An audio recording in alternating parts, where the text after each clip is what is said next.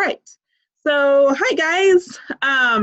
Tonight we have Nora Luna is our guest speaker, and Nora is another member of our Extension Advisory Council. And then I'm going to let her tell you, kind of what she does if she wants to in her professional life. But I'm going to turn it over to Nora.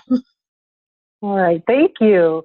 Thanks, Elena and Felicity. I'm Nora Luna. I'm really glad that you all are interested in this topic. What I do is I work for Nathan Adelson Hospice. It's a nonprofit hospice here in Southern Nevada. I've been there for 7 years. I write grants and I do some of our diversity outreach. And then I worked for UNR and at Extension for 3 years. I was doing a school retention program. So I was really happy to be asked to do this because, as you can imagine, in my line of work now, I work mainly with adults. So I'm happy to, even though I can't see your beautiful faces, I'm glad to be talking to you all high school students. So I am going to go ahead and share my screen with you. And let's see. So is that working? You can see the presentation? Yes. All right, perfect. And Elena and Felicity, would you mind introducing yourself so I can know a little bit about you? Maybe what you do for 4-H?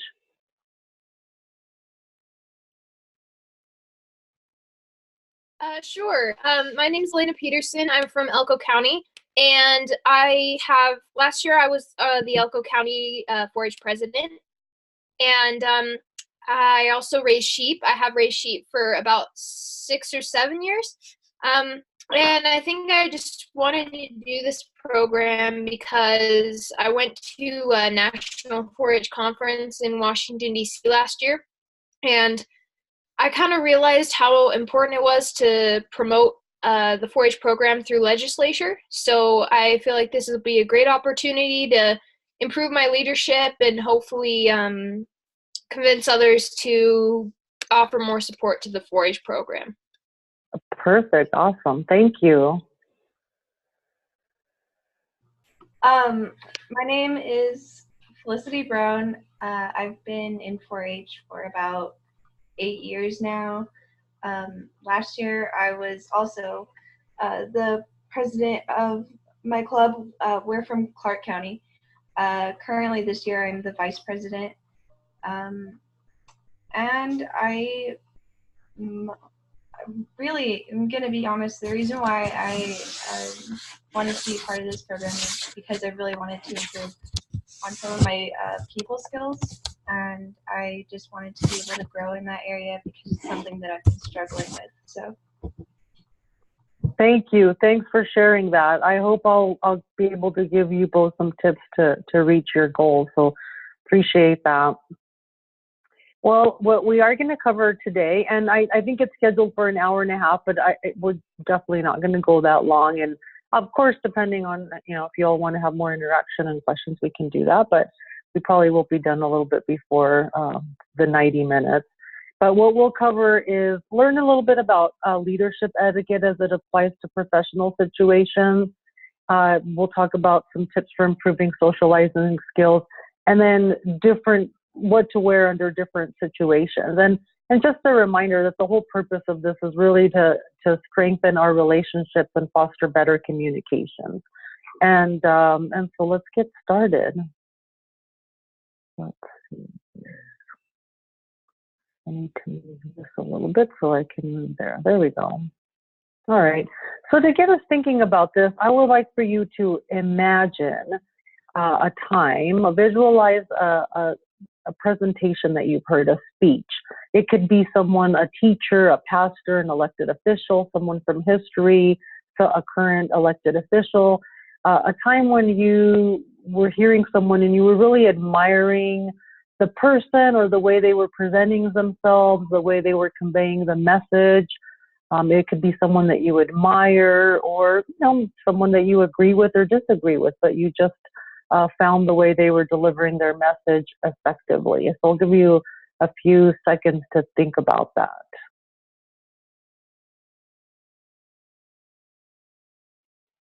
Do you think you have someone in mind or a situation or a speech in mind? can't give any specific names at the moment, but I really enjoy watching slam poetry. It really, Ah, yeah, it's powerful and the message comes across really clear, and I admire that. that style. Okay. So tell me, Felicity, what are some of the characteristics of maybe the people collectively that do slam poetry? You know, how is their facial expressions or their tone of voice? How do they use their hands or body language when they're communicating their poems? Well, facial expression and hand gestures are huge. They kind of use it to tell a story, and their voice isn't just robotic. It's full of emotion, like they're Okay. living a story in front of you. Right, and especially with that type of slam poetry, I imagine it's even more pronounced, or depending on the poem. Thanks. How about you, Elena? I saw you put your thumbs up. Do you have a situation in mind, and can you tell me about that person and their language, their tone of voice, and facial expression, all that? Yeah, certainly. I am involved in FFA, Future Farmers of America, up in Spring Creek, and we are the biggest chapter in the state. And through that, I participate in an extemporaneous speaking as a competition.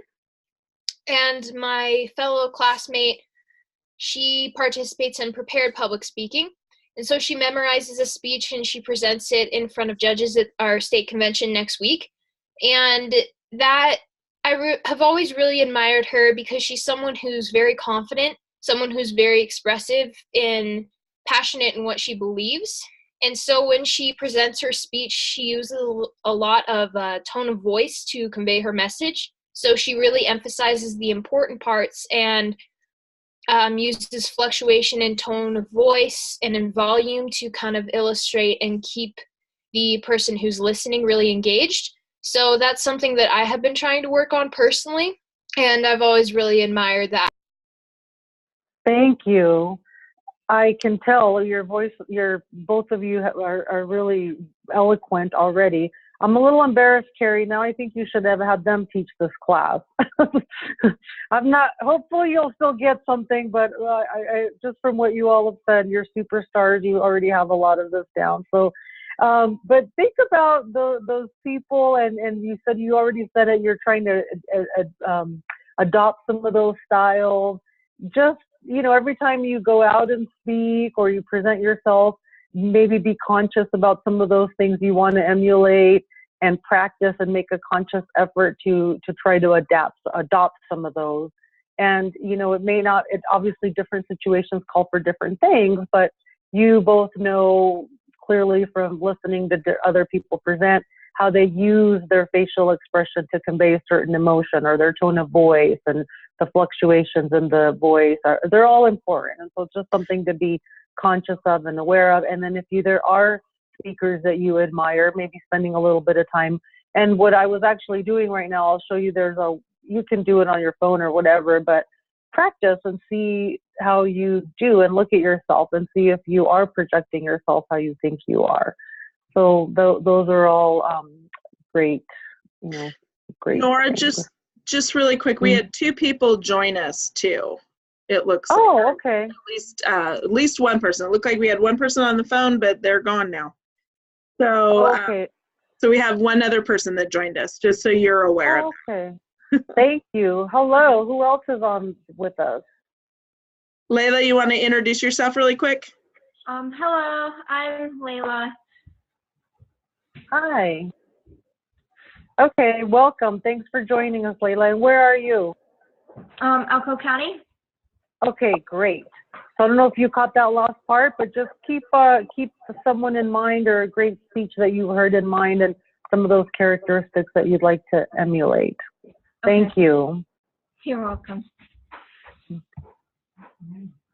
All right, so obviously it's important how we present ourselves, but I do want to make sure to emphasize that we all have our unique beauty. We all have our unique style, our unique personality. So while today I'm going to give you, some what to wear in certain situations and things like that, just know that it's not meant to be prescriptive. It's just basically kind of the standard, and then you can take things from there and adapt and present your personality. But people who are successful, people who influence others, people who are passionate about things, they come in every shape, size, and personality type. And so, let your own personality shine through. That's very important. This is not meant to be a recipe, or, you have to look this way or act this way or dress this way all the time. But it is important to be aware of that how we look, how we communicate, what we wear does actually convey something. I know, you hear the phrase, it's what's on the inside that counts. And I feel like the person who said that is very, very optimistic, because we are always being judged. And whether we want to or not, we also may judge others on the way that they look. And even though we don't want to, there's certain things that come across. So it's important. We don't have to spend tons of time every time and every day in every situation, but especially those important situations where you really want to convey a certain message, it's important to spend a little time, thinking about what you are going to look like so that you can convey the message that you want to convey. A little bit of background. So dressing well can actually increase our income. There's research that shows that. But more important than that is the way we dress can actually affect our performance. So when people dress in more business clothes and more formal clothes, they actually are better at communicating and problem solving and critical thinking than when they're dressed in the opposite way. So there's, some people that talk about maybe the downside of a casual Friday is that you're not going to be as productive that day. And so to demonstrate, I'm going to show you a little video about that. And this is true. The video is kind of funny, but the research about this is true.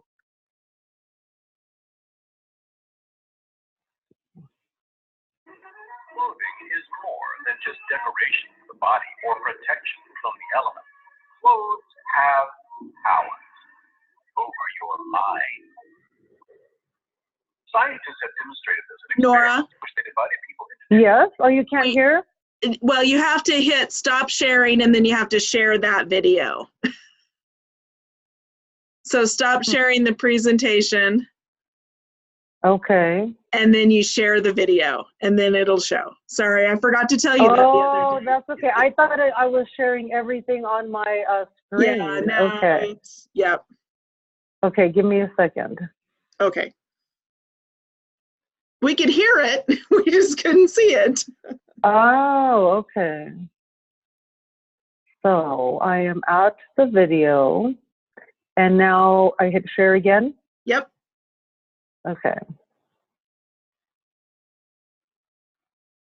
Can you see it now? Nope, it did not share it. Not sure why. Well, I might be doing it wrong. Let's see. There we go. Okay. There we go. Now we can see it. Perfect. All right, thank you. Yes. So here we go. It's about a minute. Clothing is more than just decoration for the body or protection from the elements. Clothes have power over your mind. Scientists have demonstrated this in experiments in which they divided people into two groups. Group A wore their normal street clothes, while Group B wore their normal clothes and lab coats. When those people went on to perform tests of mental agility, the group wearing lab coats made about half as many mistakes as the group not wearing lab coats. Stranger still, in a similar experiment in which both groups wore lab coats, but one was told they were wearing painter's socks and the other told they were wearing doctor's coats, the doctor's clothes group performed much better in brain games than did the painter's clothes group. Scientists call this weird phenomenon enclosed cognition, and they say it depends on both the symbolic meaning of the clothing and the psychological experience of wearing the clothes, constantly reminding you of what those clothes represent.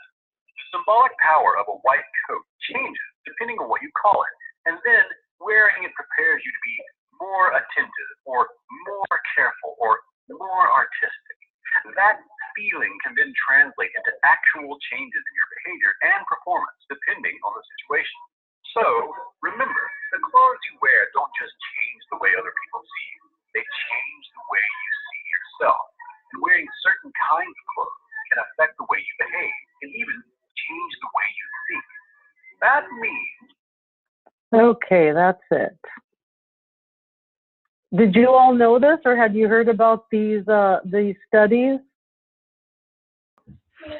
I heard about them a few times. I used to be involved in SBLA, and a saying we go by all the time is dress to impress. Okay, nice. See, Carrie, they could have taught this class. Yeah, I first heard about this on, I don't know if you all have ever heard of the podcast Radio Lab. It's bringing science and technology to the modern world. And so they talk about different science and how it applies. And they went into detail about that. And I was really fascinated. It makes sense. And you probably heard that even the color clothes you wear can impact your, how you feel and things like that. So, a little reminder again. All right, so I'm going to go back to the presentation. Does anybody else have any comments on this, or?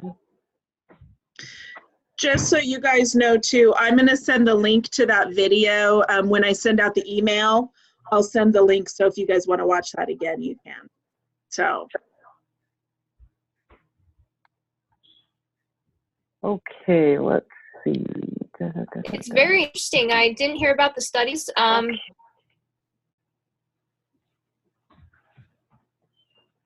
Oh, you can go on if you wanted to share something else or ask something or comment.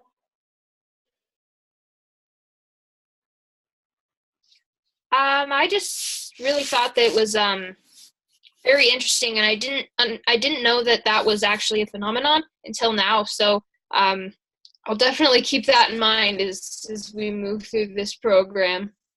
Okay. Yeah, it's fascinating that someone could do better. The lab coat thing, they're told it's a painter's coat, that doesn't have quite the status. And so it kind of impacts our thinking, I guess, subconsciously. But when they're told it's a doctor's white lab coat, they perform better. And yeah, it's really interesting. So yeah, spending a little bit of time making sure we dress how we feel, or vice versa. Now we know. So the other part of looking presentable in certain situations is to make a good first impression. Dressing to represent who you are and the style that you want to convey. There's several successful people that kind of have a bit of a uniform. I don't know if you've seen, like Steve Jobs used to always wear the black turtleneck. There's a few other people that said they've wanted to cut down on all the decisions because they're just constantly making so many decisions, and they figured if they wear the same thing all the time, it would,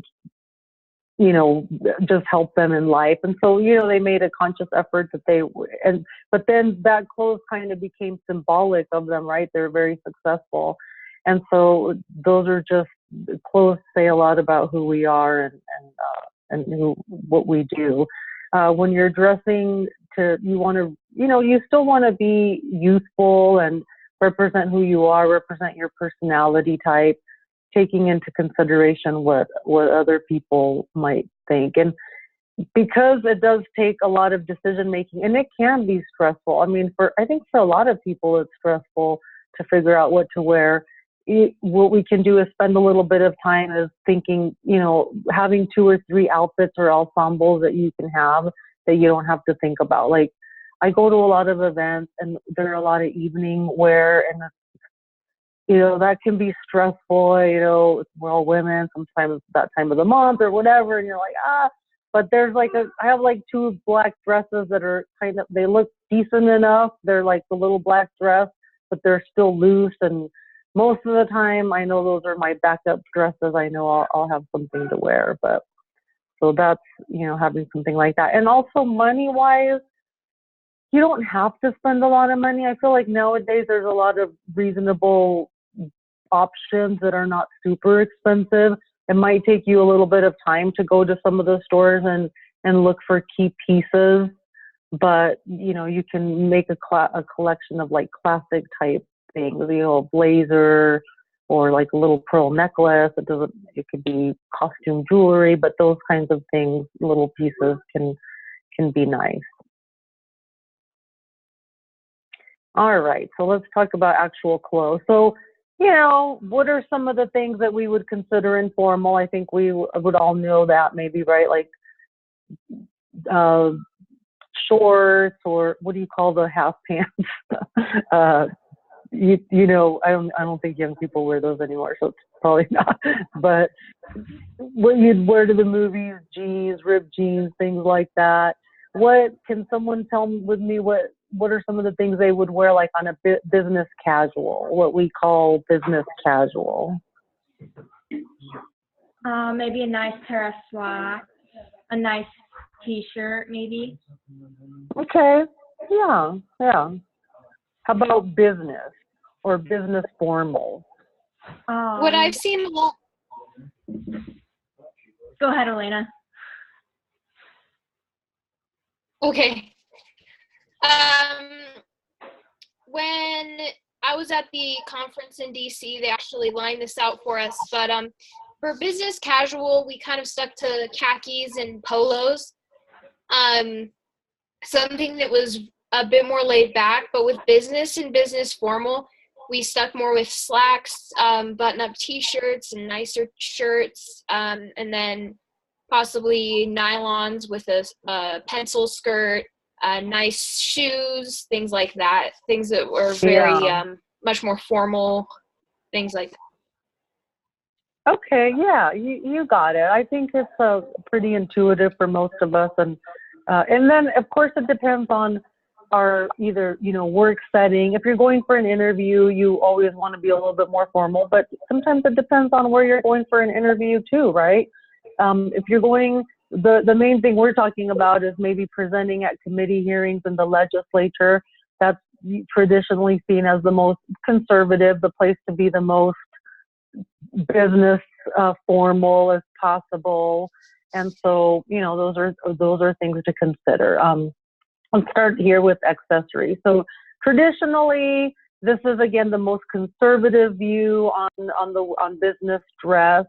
Is that of course your hair is always neat. If you have maybe long hair, it's pulled back, or not really big or whatever. Makeup, not tons of makeup, or not really dark, more lighter. There's a difference between night makeup and day makeup. So just not really strong. Jewelry, smaller jewelry, not really overpowering, not bulky. Things that clink a lot. I love to wear the bracelets that clink, clink, clink. And I sometimes present and I hear them and I thought, I shouldn't wear those. But so, something that doesn't distract from you, but just adds a little bit of nice to you is good. And shoes, of course, neat. I know nylons or hosiery is not really used that much anymore, especially among young people. And I think it's pretty common now not to wear them. But if you want to be formal and traditional and conservative and, the most business, you can always wear them. I do wear them. I like the black or navy blue if I'm wearing something navy blue.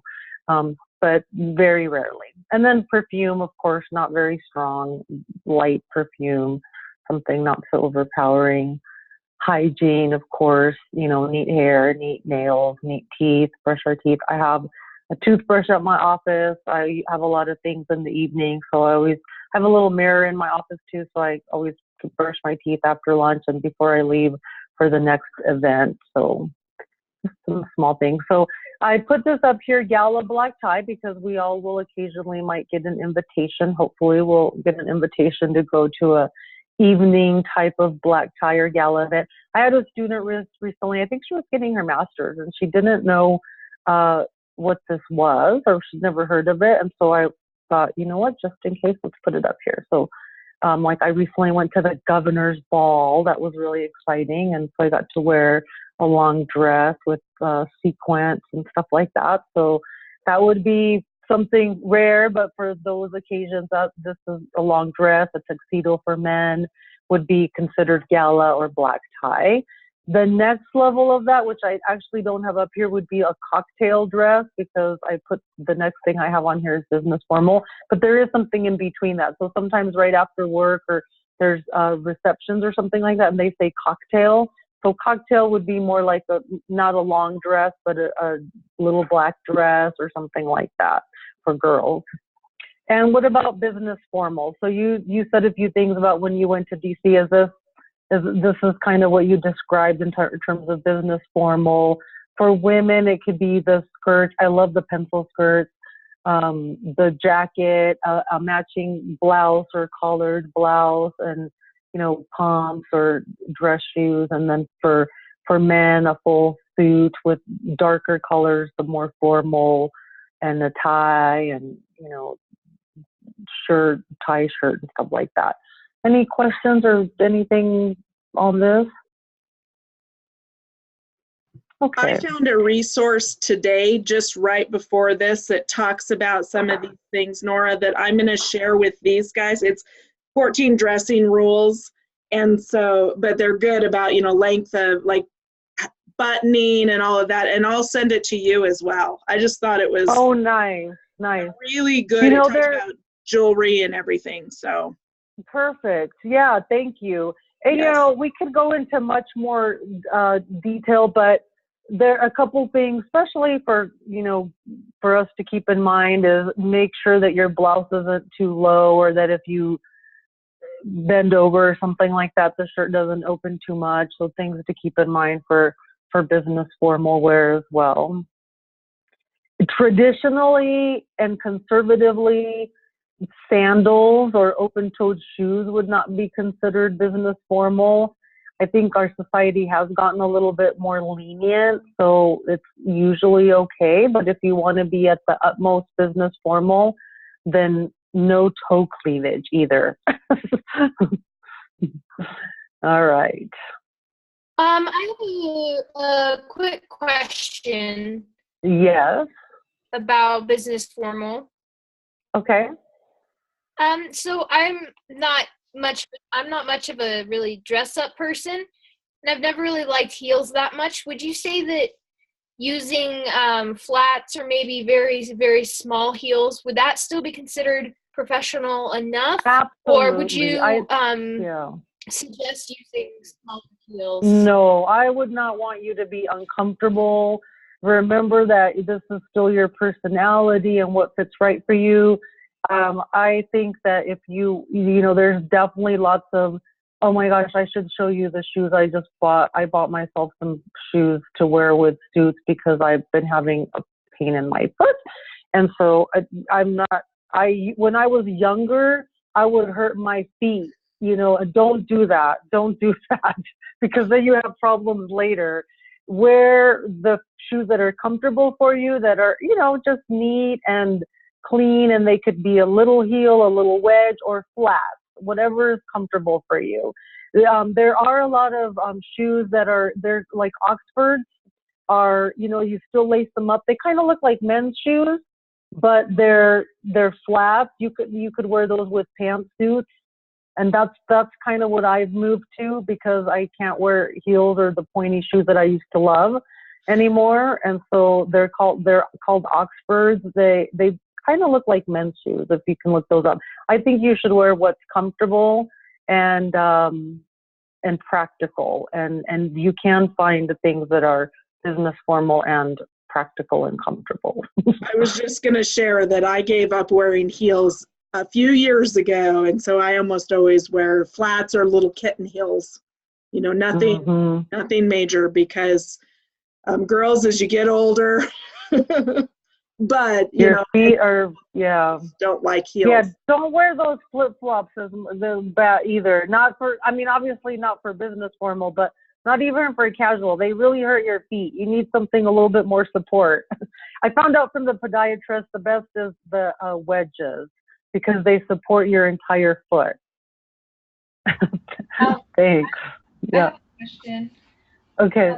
if we go down and testify, are we all going? Do you want us all to be like matching or? So in that case, you guys, everybody is going to get a long-sleeved button up shirt with the UNR logo. With that. Okay. And so you would wear that, and then either a black skirt or black dress pants for the women, and then the boys would wear black. And yours will be a women's cut, so it'll be a little bit more fitted than a men's cut shirt. So. All right. Thank you. Yep. Thanks for getting the women's cut, Carrie. That's very important. Very important. So business is this, and you can see for most situations, this is also acceptable. For men, it can be slacks, the shirt and a tie. For girls, it can be a dress and a little jacket. You see that there she's got like flat shoes as well, and that's perfectly acceptable. You could wear slacks and a blouse, or slacks and a blouse and a little jacket. It doesn't have to be matching, but that's still very business, and it's it's not maybe the formal where it's the whole suit, but very presentable. And then there's business casual. This, again, depending on the situation or work setting or whatever, is acceptable for most of the time. If you're just going to work and you're not having a special presentation, or you're not doing anything particularly special. Someone mentioned this, I forgot who mentioned it, about the khakis and the polo shirts, and that's exactly what you said there for business casual, khakis and the polo shirt for the guys, and a shirt that looks like a turtleneck, and black pants. Jeans, some companies allow jeans on Fridays, or as long as they're like dark jeans and not ripped, and you're wearing them with a nice pair of shoes and shirt or blouse versus tennis shoes or something like that, then that would go to the informal. And this would, sundresses, short skirts, skirts, the mid calf pants, and then jeans if you're wearing them with sneakers or t-shirts and stuff like that. Oops. Did I stop sharing? Yes. Can you still see this? Okay. Nope, it stopped sharing. Oh, I did? Yes. Okay.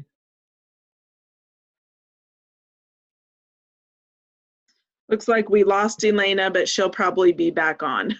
So, okay. There we go. And you can, okay, good. I hit right there. It's so close, this little thing, I wonder, it's so close to my, you know what, maybe I'll do that. There.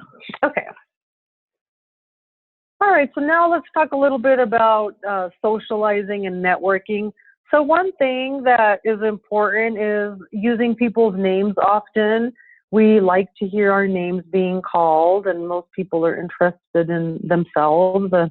And so it's a good habit to learn people's names. We often may remember people's faces, but we don't remember their names. So one good way to remember their names is to try to remember and say in our heads 3 characteristics about that person. So you meet John, and just John, hi John, nice to meet you. And in your head say, John has brown hair, glasses, and brown eyes. So it's just, an added little thing to help us remember their names, so that you can, and then if you say it throughout the conversation again, then that will be other things that can help you remember their name. If, by memorizing the 3 features about them. Have you all tried that before, or is that something that you've learned about this, or tried it, learning people's names, or what do you use to learn people's names? No, actually, I've never really thought about using that tactic.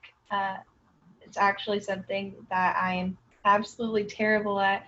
I can remember a face, like if I've met you, I will remember your face 2 years later, but a name, after 5 minutes, it just completely goes out of my head. So hopefully this will help. Yeah, you have to make a conscious effort to try to remember. I sometimes get so many cards, so I'll try to put little things on business cards about that person. Um, but it is a good habit. You know how we feel when we see someone that we haven't seen in a long time, or maybe only met once or twice, and they come up to you and say, hi Layla, how are you? Nice to see you again. And it's just really surprising that they remembered your name. And I feel good when they do.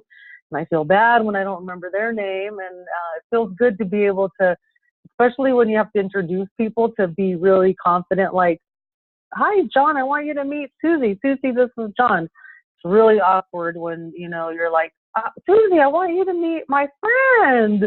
And, you don't remember their names. So it's a good little technique to try to remember people's names and use it during the conversation. So a couple other things, if as maybe you're going to be going to the legislature, and Carrie, is there a day when people are going not just to testify but other things, like is there a 4-H day or anything like that? Or we do have our 4-H. We have 4-H day with the legislature on April 29th, and I'm not sure if everybody. We're gonna try to get as many as we can there. I know quite some of our this group have already have commitments, but okay. But yeah. Right. What are some events that you all go to where you have to interact with people you don't know? Some of you mentioned conferences, and I'm sure you have your other activities, but do you get together or have to do other social events or anything like that, political events, church events, where you are with other people that you may not know very well, or new people? I'm a part of student council at my school, and we have state conferences every year, and we also have other conferences just in our county. And so we have to interact with a lot of other councils and introduce ourselves, and have social building skills with people that we've never met before. So yeah. Okay, what are some of the things that you try? Like, give me an example. You just walked up to me at one of these events and you don't know me. How do you introduce yourself? I'm sorry, could you please say the question again? Oh yeah, so we're at one of these events and you just walked up to me. Can you tell me, how do you introduce yourself? What do you say? Hi, my name is Felicity, and then I would probably shake your hand, and I would ask what your name was.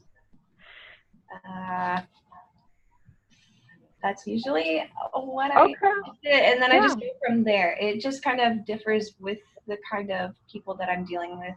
Exactly. Okay. Yeah. That's perfect. I mean, that's right. Basically, don't be afraid to make the first move. You can have something kind of already in mind if you're worried about that, or if it may not come as easy to you. Have a little phrase in advance, but just walk up to people. You're there to meet people. Do you want to expand your social group, and you're there. Oftentimes you probably have something in common. So it's great to, just walk up, like you said, introduce yourself, shake hands, make sure you probably have something in common. Oh, how did you get into this, or when did you start, or do you have a role in this, or what's your role? Something like that. But yeah, just to keep the conversation going, maybe have something in advance that you prepare if you are a little worried, or if that's the issue for socializing. Like, hi, I'm Layla with 4-H, or I'm from Sandy Valley, or where are you from, and how many years have you been in 4-H, or whatever event that you're going there off with.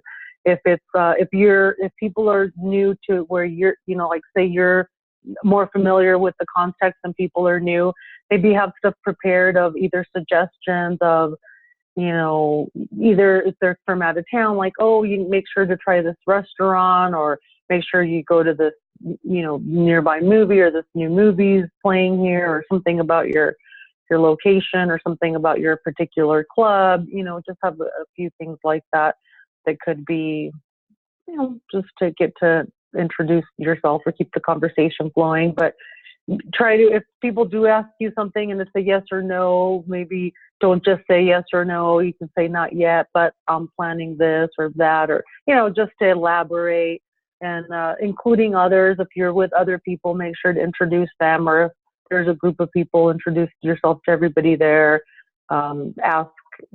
Include different people in the conversation. Things, how did you get involved with 4-H? Why do you support this legislation? Or let me tell you about this. Or have you thought about, this? Whatever the context for the situation is, to, career paths, or who is your greatest mentor, or do you have mentees or anything like that, to keep the conversation going.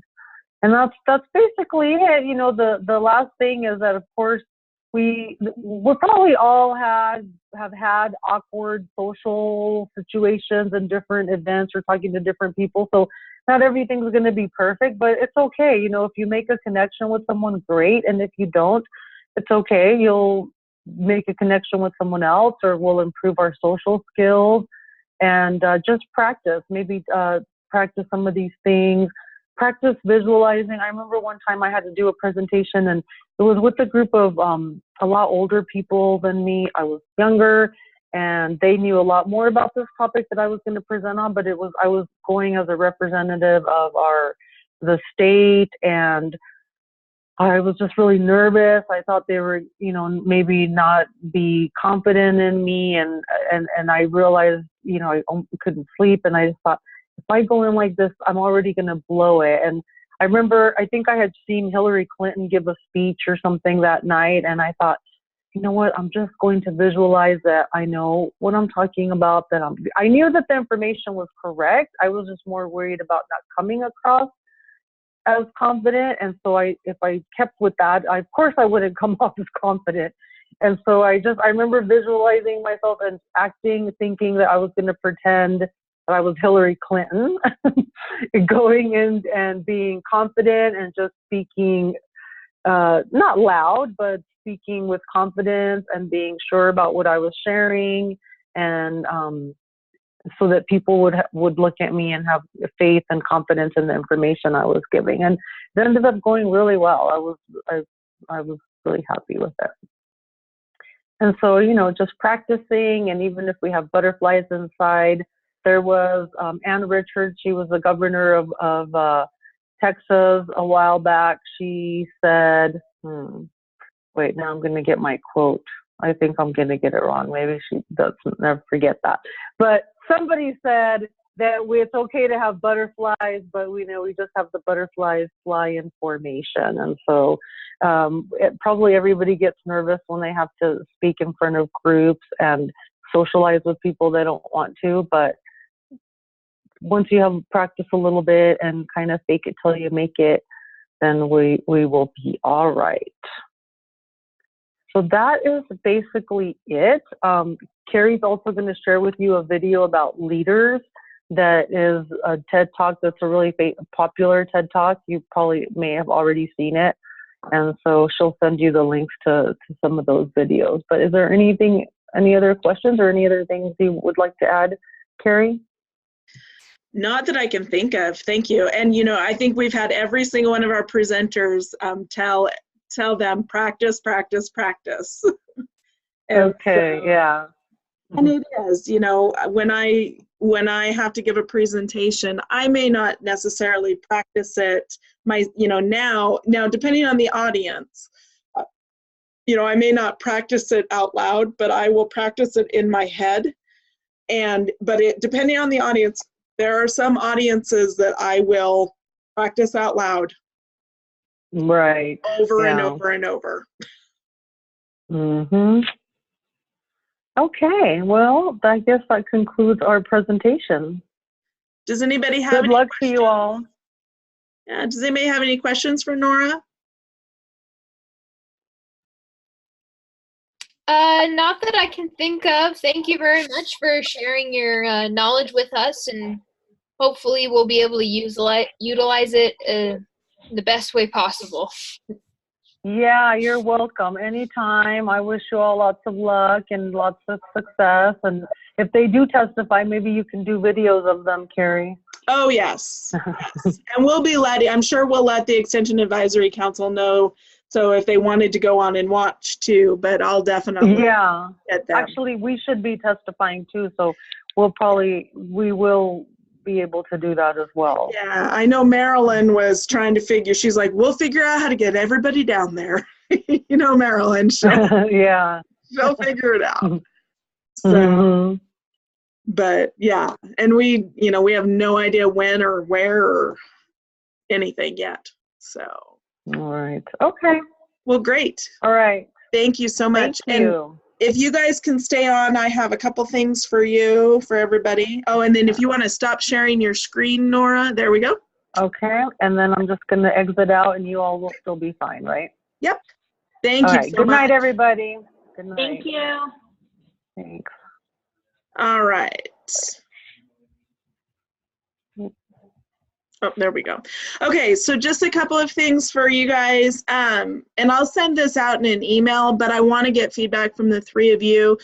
I don't know if any of you noticed that next week on Wednesday, we had our presentation scheduled for 4 o'clock instead of 6:30 because our presenter can't do it that late. And then I had a request from our presenter on Monday night to potentially go at 4 o'clock instead of 6:30. How does that work for you guys? I'm gonna be gone all next week. Oh, yeah. We have our state convention. Yep, you will be. You'll be in Reno. Yep, definitely. How does that work for, oh, Layla just dropped. Felicity, would that work for you? I'm sorry, my mom was talking to me. Could you? It's okay. Again?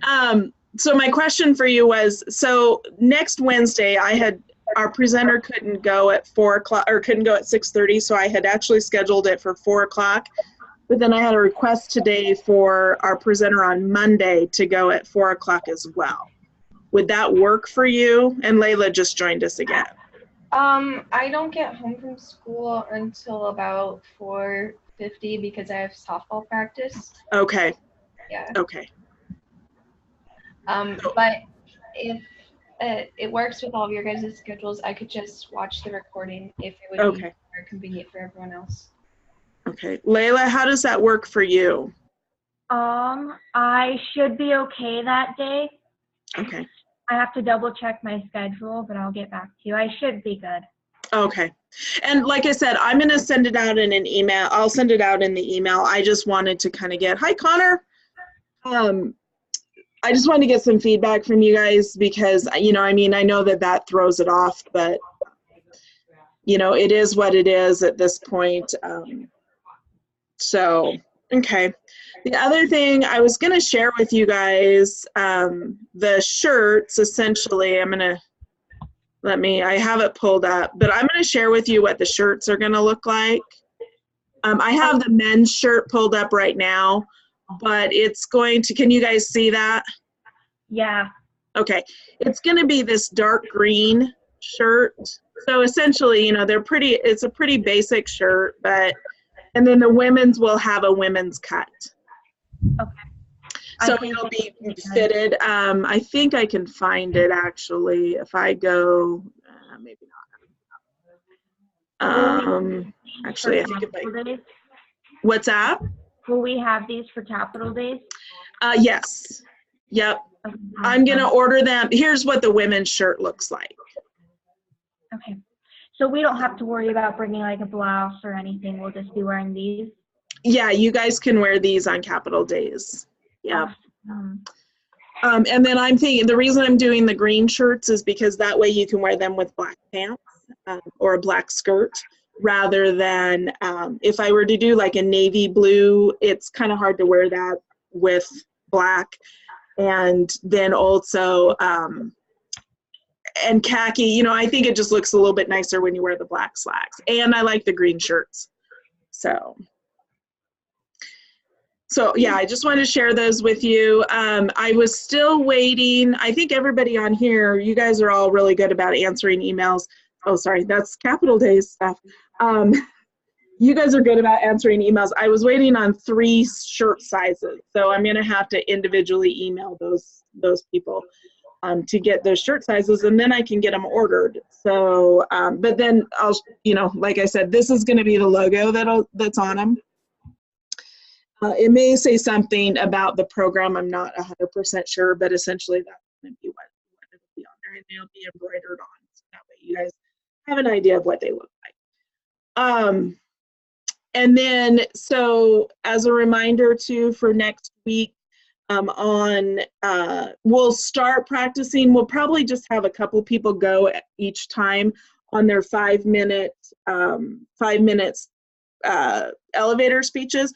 What we'll do is I'm going to have you guys give your elevators, give your 5-minute presentation, and then we're going to do some feedback. And it's not meant to be criticism. It's meant to help if somebody doesn't understand something that you said, or if you could make a point clearer, or if there was a really good thing that you found, really good thing that you said, to share that, or something that you did. So if you can, it'd be good if we have cameras next time, when we do that, just so that we can see you when you present. So, yeah, just start having those ready. And I don't know who, I'll probably just draw names out of a hat. So, and then the other piece, has anybody got their thank you cards? I know I had sent this out, got thank you cards sent to Marilyn and Mike and Dr. Lyles. Probably not yet, because it's, I just got mine written today. So, and then I will send you guys Nora's contact as well. So, and my other question, does everybody know how to address an envelope? I know that sounds really funny to ask you that, but Mail? I had honest to goodness, when I worked in Idaho, we had a college student that was work study for us, and we had her address envelopes, and we had labels too, and she had no idea where to put the labels on the envelopes. Yeah, I know how to. I used to have a pen pal, so. Okay, good. Yeah. Yep, I think I'm good on that too. Okay. Because I can do a sample. I just want to, I know that, well, and even my own child probably doesn't necessarily know how to address an envelope, because nobody sends letters anymore. And you can send an email thank you. I think I included the emails as well, but, if we can get practice with handwriting thank you notes, those really go a long ways. So. I have a question. Okay. If we did not attend a specific session in person, we should still send a note, correct? Yeah, I think so, because you watched it. Okay. Yep. And so for mine, and I left them at the office, and I already sealed them up, but mine, just thank you for taking the time and sharing with us, the information about blah, blah, blah topic. And, and for me, I put, I really appreciate your supporting this program and the 4-H program as a whole. You could say something, our last session is actually going to be on thank you notes. I know I'm asking you to do it a little bit soon, but I hate to wait until that long to get some notes out to them. So, but, just something quick and easy, obviously if you're writing a handwritten thank you note, you don't have a lot of room. So you can maybe say what you got from, what you got from that presentation. I have another question. Okay, not a problem. So would you suggest possibly just sending a letter on stationery, or would you suggest like a folded, printed card that says thank you on it or something? You could do just stationery if you want to. Okay, that's what I was thinking as well. Thank you. Yeah, I have thank you cards in my desk, so I just pulled them out, but you don't have to go get any. Just a piece of paper, is fine. And like I said, you can send an email too.